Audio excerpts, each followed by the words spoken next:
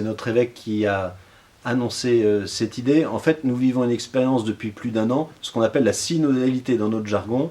Ça veut dire que plus de 3200 Sartois, depuis un an, se sont mis en petits groupes de réflexion pour réfléchir à l'avenir de nos communautés paroissiales.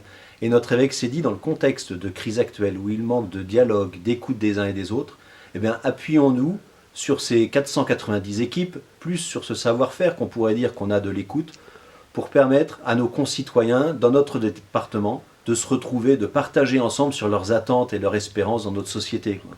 Si on peut être un ferment de dialogue, c'est vraiment notre, j'allais dire, notre mission de chrétien, tout simplement. Faire parler les uns et les autres, et faire remonter aussi à nos élus les propositions que nous pourrions faire. Le Conseil permanent des évêques de France nous a donné une grille avec 4-5 questions pour que des petites équipes puissent se retrouver partout.